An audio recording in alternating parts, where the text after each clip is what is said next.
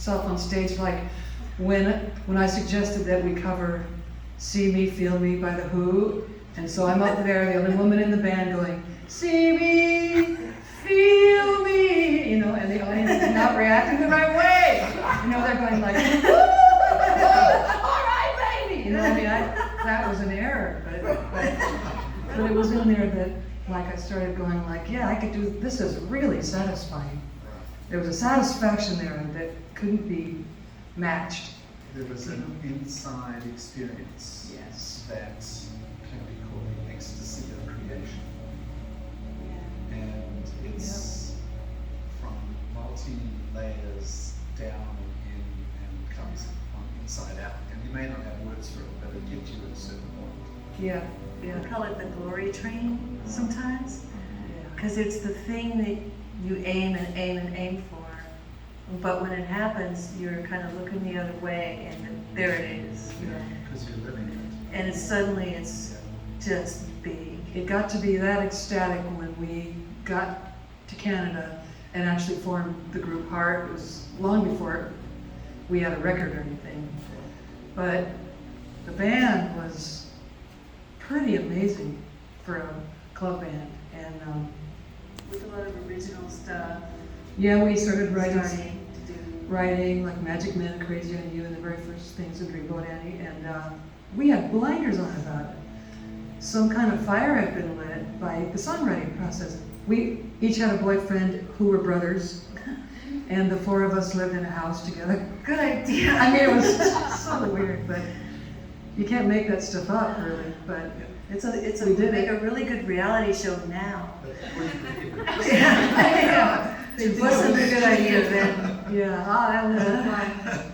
But that's when we really started writing seriously. And I think, looking back on it, I think those songs came out. They were a survival mechanism, because it was when we could really go to each other and go, okay, I'm not a wife right now. I'm not doing the dishes. I'm not doing laundry. I'm with you. We're writing. Create something. when you say Right. relationships took you away from that current of your creation. They didn't take us away because both of the boys were also involved in the band.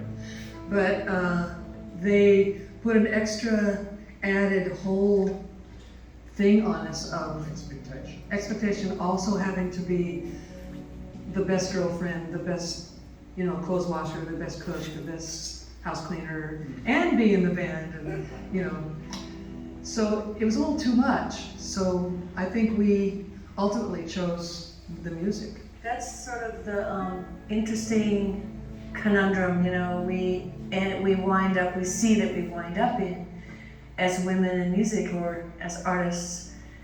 That's kind of the sacrificial part of, what we didn't realize going in, that we'd have to sacrifice for the art, is most likely strong personal relationships in a more traditional female role. Are we as women capable of being honored as artists? And do we, in fact, have an image of ourselves as artists that we can honor? Yeah.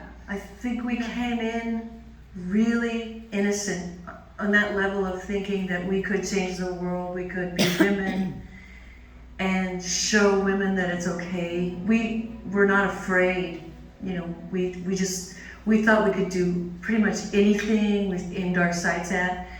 And we did, although along the way, all that idealism was tested and tempered and watered and clawing for survival. But still, we opened a lot of doors, yes, and that's wonderful. And change is always slower than it should be. Opening doors is a bruising thing.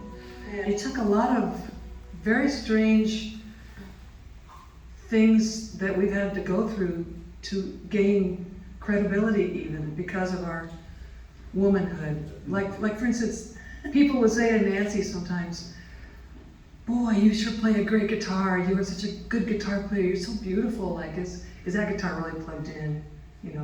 Like, wow, I mean,